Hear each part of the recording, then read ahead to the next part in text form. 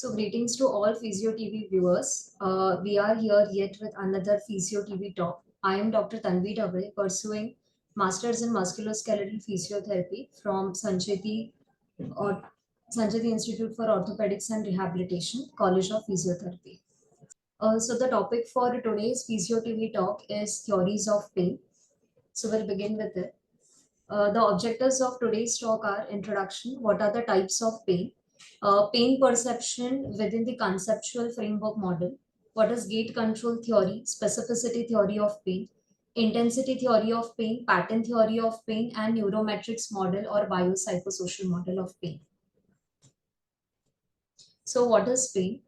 According to the International Association for the Study of Pain, they have defined pain as an unpleasant sensory and emotional experience, which is usually associated with or resembling that associated with an actual or a potential tissue damage. Uh, in other framework, pain can also be associated with the three things. First is pain is always a personal experience. So if it is a personal experience, it is always influenced to varying degrees by biological, psychological, and also social factors. Second is pain and nociception are two different terms.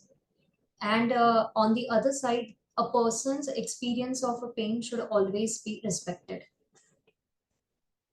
Now coming to the types of pain. Okay. So based upon the duration, pain can be classified into acute pain and chronic pain. So acute pain is pain which usually lasts for 3 to 7 days, whereas chronic pain is something which usually lasts for more than 7 weeks. Acute pain is usually a noble pain or a new pain, whereas chronic pain is something which the patient or a person has experienced in his previous or in his ongoing life. Acute pain is often severe, it is continuous, and it is usually disabling, whereas chronic pain is not that severe, but also it is not intense.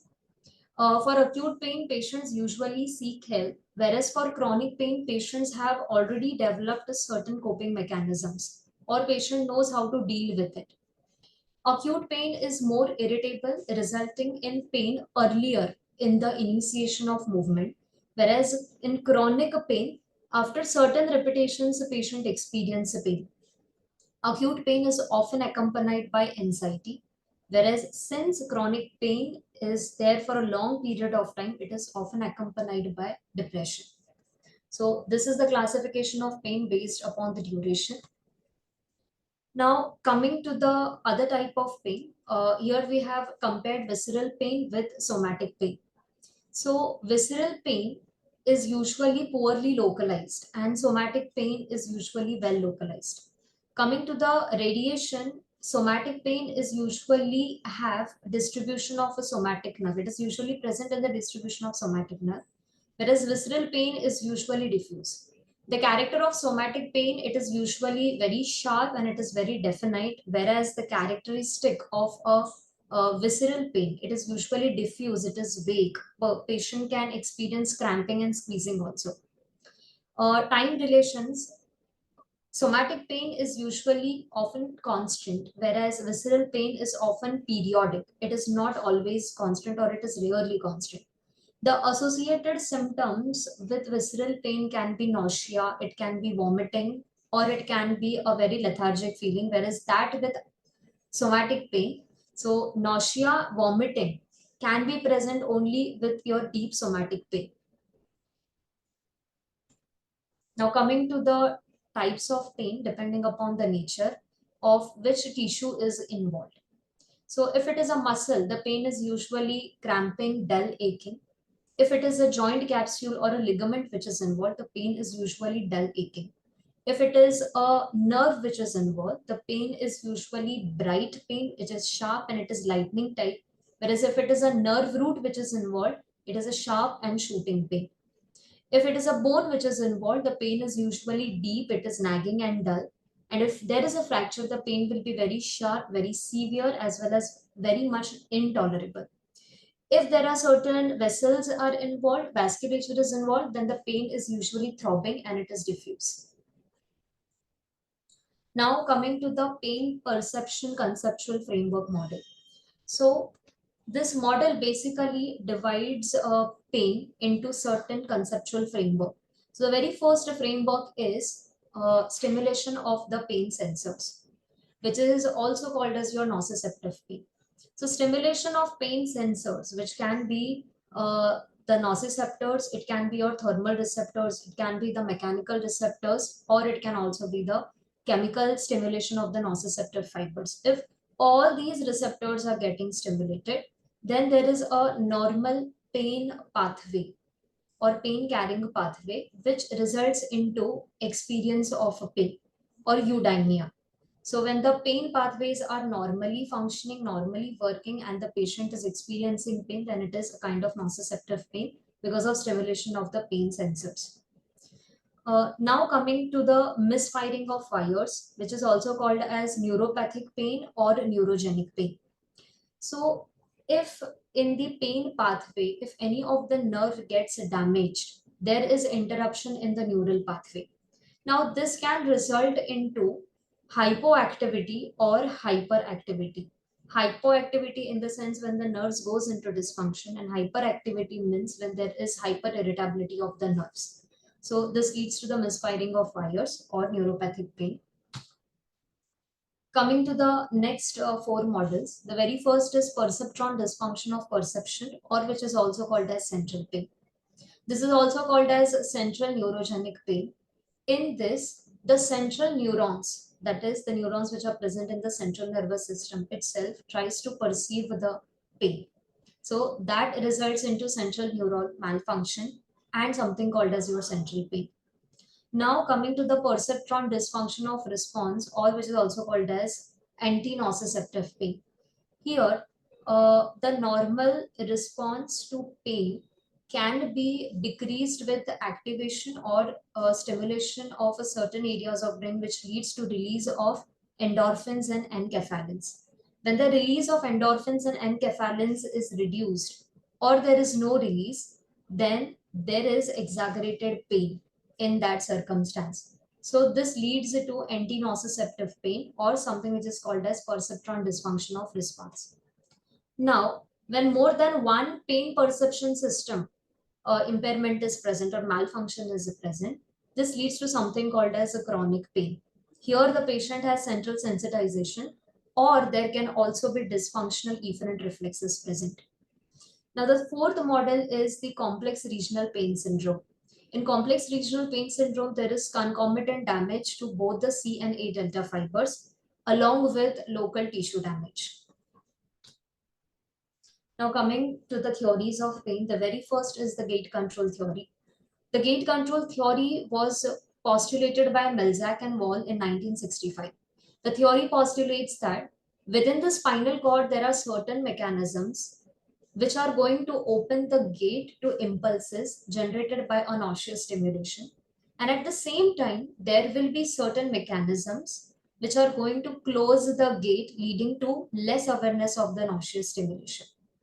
So, the opening of the gate can be, or it can be because of pulling the gate from outside. Now this can be done by large A delta fibers via, or when it is associated with tensor vibration, or the gate can get closed from inside with the release of endorphins associated with certain interventions like acupuncture. Coming to the next theory of pain, which is specificity theory of pain. Specificity theory of pain states that uh, every somatosensory modality has a specific receptor as well as a specific afferent fiber or a primary afferent fiber. So the fundamental tenet of the specificity theory is that each modality has a specific receptor and associated sensory fiber or primary afferent that is sensitive to one specific stimulus only. Now, according to this theory was put forth by the Descartes. According to him, the Descartes describes pain as a perception that exists in the brain, and he makes the distinction between the neural phenomenon of sensory transduction, which is today known as nociception, and the perceptual experience of the pain. Now, coming to the example of specificity theory of pain, according to Descartes, he wrote that if there is fire A put near the foot B as shown in the figure, the minute particles of the fire will land onto the skin. Now, when the skin pores basically open, this stimulus is passed on up by a delicate thread or a string. Now, the skin pore usually tugs the string and the bell rings in somewhere in the higher cortex. So the spot of the skin usually open up at the same instant, the pore DE against which the delicate thread ends. Just by pulling at one end of a rope, one makes to strike at the same instant a bell which hangs at the other end. So the bell which is at the other end is the higher center which is used to process the pain. And from there, certain signals go down, which leads to withdrawal of the body or withdrawal of the skin or your foot from the site of the fire.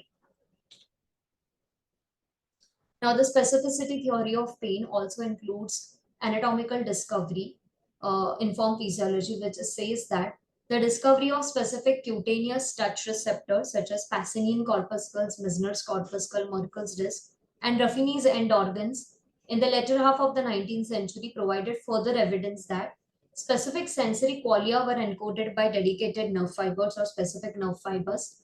However, there remained a debate about the nature of pain as part of the five senses as an end organ specific to pain stimuli, which has not yet to be discovered.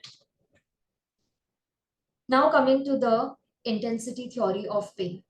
Intensity theory of pain, which was previously known as intensive theory of pain or summation theory of pain.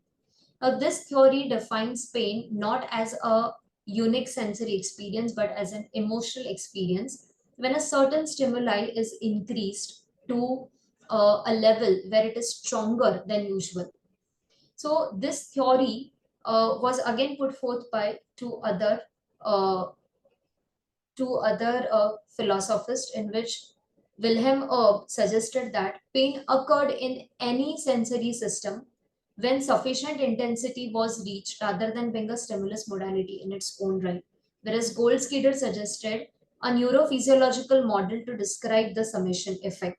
Goldscheder tried to postulate that when repeated supra-threshold hyper-intensive stimulation or when subthreshold stimulation are repeated, that causes pain. So this is the summation effect. Now coming to the pattern theory of pain. Pattern theory of pain was put forth by John Paul Naff, and he presented this theory in 1929. Both the intensity theory of pain, the pattern theory of pain, both are primitive theories of pain. So the pattern theory of pain states that uh, the ideas which are contained in the pattern theory were directly opposite to the ideas suggested in the specificity theory in regards to sensation. So in order to overhaul the specificity theory or the intensity theory, there was pattern theory of pain. In this theory, Naff indicated that there are no separate receptors for each of the four sensory modalities. Instead, John suggested that each sensation relays a specific pattern or a sequence of signals in the brain. The brain then tries to decipher this pattern, and depending upon the pattern which the brain has deciphered, the sensation is felt by the person. So, this is the pattern theory of pain. Now, coming to the Neuromatrix model. The Neuromatrix model says that uh, it is the central nervous system that is responsible for eliciting pain and not the peripheral nervous system.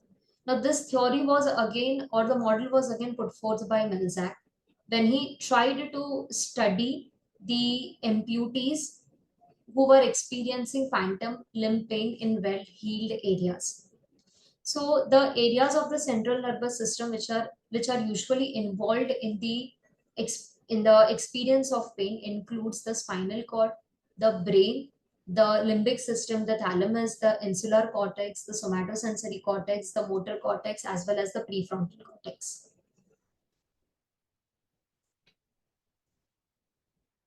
Now coming to the biopsychosocial model. Biopsychosocial model is the most modified model of pain, which basically involves all the aspects, and it states that pain is multifactorial.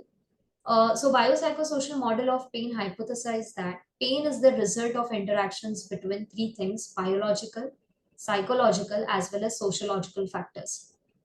Now, in this, these are four elements of pain: the nociception, the pain itself, the suffering, and the pain behaviors. All these four elements of pain account for the biological, psychological, and sociological factors a person usually create or influence or experience with pain. Biopsychosocial model of pain offers the most comprehensive philosophy and provides the framework that is needed to start appropriate therapy in order to manage the patients with chronic pain adequately. So it's the most new theory. So thank you everyone. These were the theories of pain. Uh, Thank you Physio TV team. Thank you Dr. Parag Sancheti sir. Thank you Manisha ma'am. Also thank you to Dr. Apurva Shimpi sir for giving me this opportunity to present this topic of theories of pain.